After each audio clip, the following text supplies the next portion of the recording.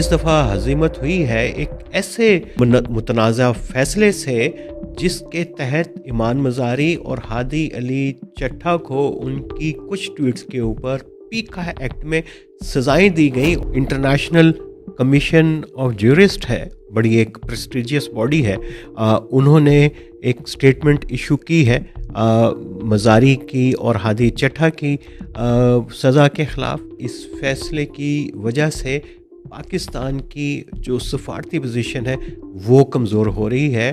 पाकिस्तान एक उसको geopolitical context के अंदर देखता है और ईयू से किसी किस्म की कंसेशन चाहता है, लेकिन ईयू की नज़र में पाकिस्तान का स्टेटस एक बड़े ट्रेड पार्टनर का नहीं है, बल्कि एक उनके सिस्टम के बेनिफिशरी का है। एक खुसूसी दर्जे का एक मुल्क है ईयू के लिए पाकिस्तान।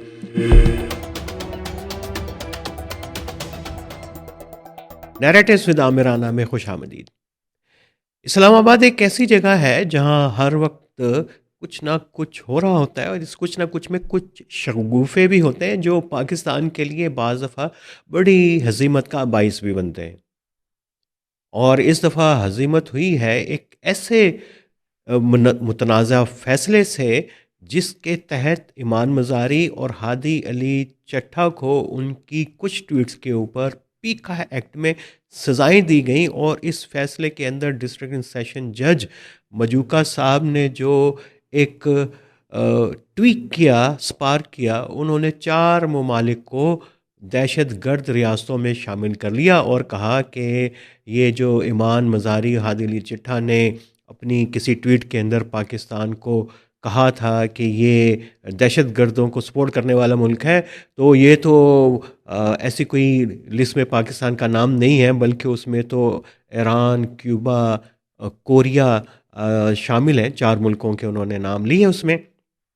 और फिर फ़ॉरेन ऑफिस को जवाबदेही करनी पड़ी और ईरान ने फॉर्मली इसके ऊपर जो है एतराज़ उठाया। तो अब ये मामलात तो चल ही रहे थे कि एक इंटरनेशनल जो है वो दबाव पाकिस्तान के ऊपर बढ़ना शुरू हो गया हुआ है इस तनाजुर के अंदर। और अभी तक किस किस ऑर्गेनाइजेशन ने क्या कुछ कहा ये हम आपको बता रहे हैं। और ये देखिए स्क्रीन के ऊपर। और सबसे पहले तो जो इंटरनेशनल कमीशन ऑफ ज्यूरिस्ट है, बड़ी एक प्रेस्टिजियस बॉडी है, उन्होंने एक स्टेटमेंट इशू की है मज़ारी की और हादी चट्टा की सज़ा के ख़िलाफ़। और इसे उन्होंने बिल्कुल आउटराइटली रिजेक्ट किया है और ये कि इंटरनेशनल कन्वेंशन की ख़िलाफ़ वर्जी है। फिर यूरोपीय यूनियन ने भी जो है फॉर्मली इसको कंडेम किया और उसके लिए बाकायदा एक स्टेटमेंट इशू की है। और ये ईयू की स्टेटमेंट बहुत ही अहम मरहले के ऊपर आई है, जब एक जज के फैसले की वजह से जो है वो आपके ताल्लुकात जो हैं कहीं पे ख़राब हो रहे हैं।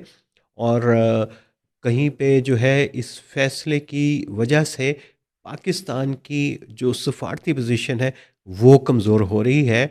और आपके इल्म के अंदर है कि जो पाकिस्तान है वो यूरोपीय यूनियन के एक ख़ास मेयार के तहत अपनी चीज़ें ज़ीरो टैरिफ पे या कम टैरिफ के ऊपर वो यूरोपीय ममालिक को एक्सपोर्ट करता है। और वो स्टेटस है जीएसपी प्लस का। और लेकिन ये बड़ा कंडीशनल जो है वो एक स्टेटस है। इसमें पाकिस्तान ने 27 इंटरनेशनल ट्रीटीज़ जो हैं वो साइन की हैं, जिसमें डिसअपेरेंसेस के ऊपर भी है, ह्यूमन राइट्स के इश्यूज भी हैं और फ्रीडम से रिलेटेड भी हैं, मीडिया की आज़ादी से रिलेटेड भी हैं।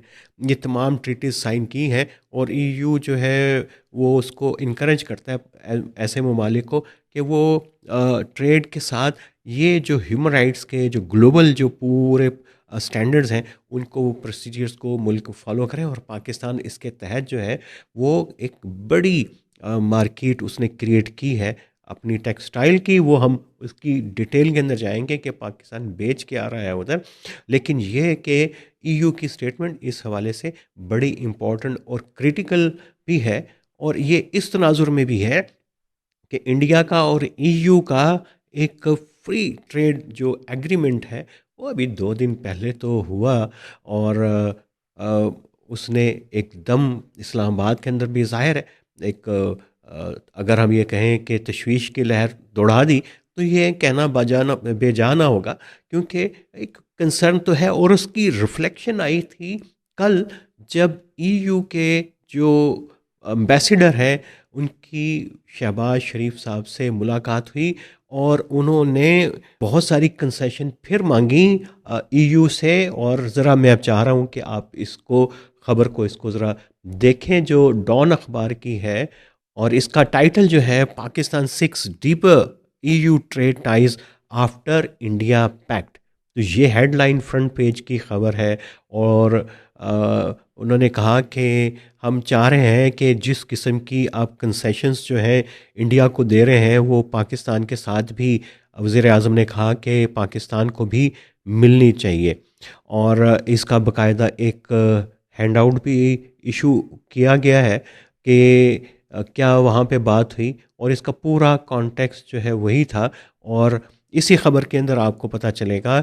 और ये जो जीएसपी का जो स्टेटस है, इसके तहत पाकिस्तान को बहुत ज़्यादा एडवांटेज मिले 2014 के अंदर ये हुआ था। और इसमें जो है 108% जो है पाकिस्तान की टेक्सटाइल की जो एक्सपोर्ट है बढ़ी थी यूरोपीय यूनियन के अंदर, और ये मुसलसल बढ़ती जा रही हैं। और ये स्टेटस है 2027 तक है। और जो चीज़ें हम भेज रहे हैं, ज़रा उनकी एक लिस्ट देखिए कि इसके अंदर ज़्यादा सिर्फ सर्जिकल इक्विपमेंट और स्पोर्ट्स गुड्स, जो ज़ाहिर है कि पाकिस्तान की एक बड़ी निश मार्केट है सियालकोट की, और लेदर और फुटवेयर भी उसके साथ जुड़े हुए हैं, और केमिकल। इसके अलावा जितनी मेजर हमारी जो एक्सपोर्ट्स ईयू को हैं, वो टेक्सटाइल से रिलेटेड हैं। और उनका शेयर पाकिस्तान की जो एक्सपोर्ट्स के अंदर टेक्सटाइल का 70 से 75% है, और इसके अंदर मज़ीद पोटेंशियल है। लेकिन ये जो वज़ीर आज़म साहब की जो मुलाकात हुई है, उसका ज़ाहिर है कि एक पस मंज़र तो इंडिया का पस मंज़र था। और वो पाकिस्तान एक कंपटीशन के अंदर किसी न किसी हवाले से तो है, और चाह रहा है कि उसको कितना और कुछ और उसके साथ भी किया जाए। पाकिस्तान के साथ जो है, अब ये जो रिलेशनशिप है, हम जब हमने कहा जीएसपी प्लस, इसका मतलब कि ये स्पेशल स्टेटस है। ये उन मुल्कों के लिए है जहाँ पे बहुत सारी वर्नेबिलिटीज़ हैं, ह्यूमन राइट्स की, आज़ादियों को लेके, जमहूरियत को लेके, डिसअपेरेंसेस को लेके। और ये कैटेगरी है वो ममालिक जिनको अभी आज़ादियों का, डेमोक्रेसी का सफ़र बहुत तय करना है। और ये यूरोपीय ममालिक समझते हैं कि इनको अगर माशी कुछ बेनिफिट दे के, इनकी वो प्रोडक्ट्स जो उनकी अपनी मार्केट की भी ज़रूरत है, और उसमें कुछ रिलैक्सेशन दे के, तो ये उनके इस सफ़र को, जमहूरियत के, आज़ादी के तरफ सफ़र को आसान किया जाए, फैसिलिटेट किया जाए।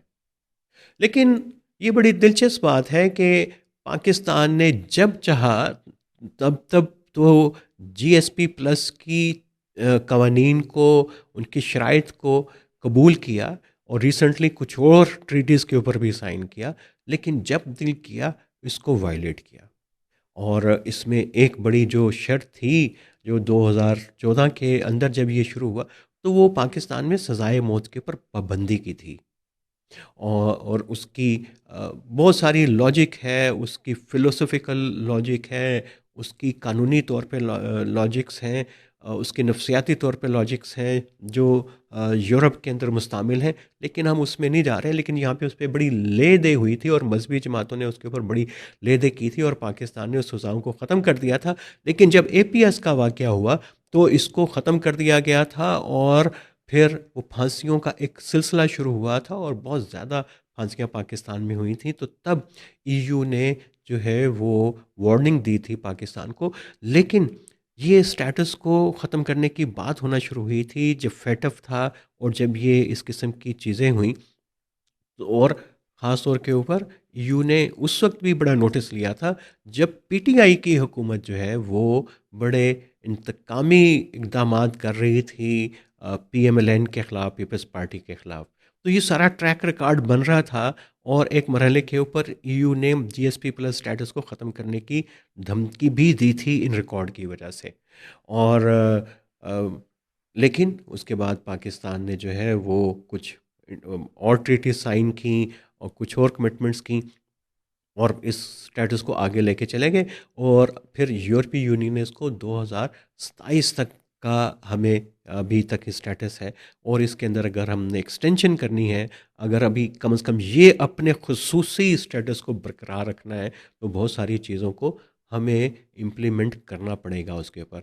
जैसे मैंने बताया, हमारी तारीख तो ये रही है कि जब दिल किया तो चीज़ें मान ली, जब दिल किया तो नहीं। जैसे हमने ये बात की कि फांसियों के ऊपर अमल दरामद शुरू किया, और ईयू ने उसको इसलिए नज़रअंदाज इसलिए किया था क्योंकि वो एपीएस के बाद फिर एक दहशतगर्दी की कॉम्प्लेक्स जंग थी, उसमें रिकन्सिडर किया और खामोशी इख्तियार की, इंडोर्स नहीं किया उसको। तो एक वो पहलू था। लेकिन पाकिस्तान में वक्फे वक्फे से ये जो इंसानी हकूक़ की खिलाफ वर्जियाँ हो रही हैं, ये जो रिप्रेशन बढ़ रहा है, ये जो पीका जैसे कवानीन के अंदर अमेंडमेंट करके एक बड़ा ही खौफनाक उनको टूल बना दिया है आज़ादियों को ख़त्म करने के लिए पाकिस्तान के अंदर। आज़ादी सहाफ़त नाम की पाकिस्तान में कोई चीज़, कोई चिड़िया बाकी नहीं रह गई। और चिड़िया वाले भी जो है, वो उनकी चिड़िया भी जो है उनको फेक खबरें देना शुरू हो गई है।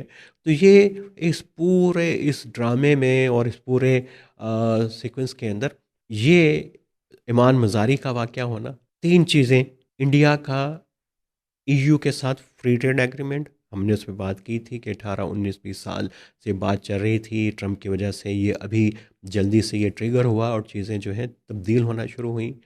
और दूसरा ये कि पाकिस्तान एक उसको जियोपॉलिटिकल कॉन्टेक्स्ट के अंदर देखता है और ईयू से जो है वो इसी किस्म की कंसेशन चाहता है।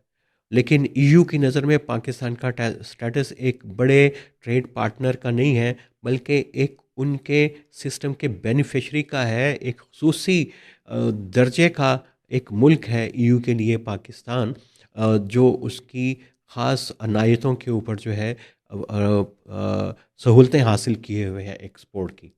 तो कंपैरिजन नहीं है। और ये जो ख़ास स्टेटस है, ये जुड़ा हुआ है हमारा अ, बहुत सारे 27 कन्वेंशंस के साथ, और कन्वेंशंस की वायलेशंस हो रही हैं, और उसके ऊपर ईयू ने उसकी मजम्मत की है, मजम्मत करता रहा है। और ईमान मज़ारी की और हादी अली चट्ठा की जो 17 साल की सज़ा है, उसके ऊपर उसने शदीद गम और गुस्से का इजहार किया है। लेकिन ये बात हुई ज़रूर होगी प्राइम मिनिस्टर के सामने, जब ईयू के एम्बेसडर मिले हुए होंगे। लेकिन उसके जवाब में उन्होंने, प्राइम मिनिस्टर ने कोई जवाब शायद नहीं दिया होगा, या दिया होगा तो उन्होंने मलबा कोर्ट के ऊपर डाला होगा कि ये कोर्ट का फैसला है और कोर्ट जाने और वो जाने।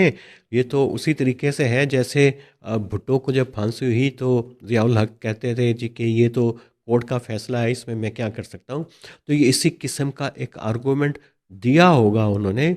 और ये जो कोर्ट का फैसला है वो भी इतना अजीबोगरीब है कि उसको फॉरेन ऑफिस के ताहिर अंद्राबी साहब को जो उसका जवाब देना पड़ गया पूरी दुनिया के सामने, कि ये जो 4 मुल्कों के ये नाम लिखे हैं इस फैसले में, उसका मतलब क्या है और बिल्कुल गलत फ़ैसला है। ये जगराफिया तो पाकिस्तान के सियासतदानों का भी कमज़ोर है, ब्यूरोक्रेट्स का भी कमज़ोर है, जजों का भी बहुत कमज़ोर है, ये भी साबित हो गया। और उन्होंने पाकिस्तान को हज़ीमत, एक तरफ से ईयू का प्रेशर है जो फ्रीडम चाहता है, और जिन ममालिक को जज साहब ने दहशतगर्द करार दे दिया अपने फैसले के अंदर, उनमें से पाकिस्तान के बड़े करीबी ताल्लुकात वाले मुल्क हैं, और मुल्क भी हैं। और ये अगरचे उनके और पाकिस्तान के डेमोक्रेटिक क्रेडेंशियल रियासी क्रेडेंशियल मिलते हैं, अथॉरिटेरियन रजीम्स हैं, रिप्रेशंस हैं, उसकी तरफ जज साहब ने, मजूका साहब ने जो है वो गौर नहीं किया, लेकिन पाकिस्तान के लिए शर्मिंदगी लाए। और ये शर्मिंदगी, रियायतें मांगना और मुकाबला करना, ये 3 वर्ड हैं आज के हमारे इस नैरेटिव के, जो अब हमने आपके सामने पेश किया। और ये इसका कितना गहरा ताल्लुक है कि आप शर्मिंदा होते हैं अपने किए के ऊपर, वहाँ से बात शुरू होती है। और मुकाबला फिर भी जो है वो आप करना चाहते हैं अपने से बड़े ताकतों का, लेकिन उसके लिए जो है हमें रियायतें भी चाहिए, और रियायतों के बदले में हम चाहते भी ये हैं कि हमें कोई शर्मिंदा भी ना करे, और हम वो काम करते रहें जो हमने जिनके खिलाफ काम करने का वादा किया हुआ है। ये नैरेटिव था आज का। तो कल एक और नैरेटिव को डीकंस्ट्रक्ट करेंगे। तो जुड़े रहिए नैरेटिव्स विद आमिर राना के साथ।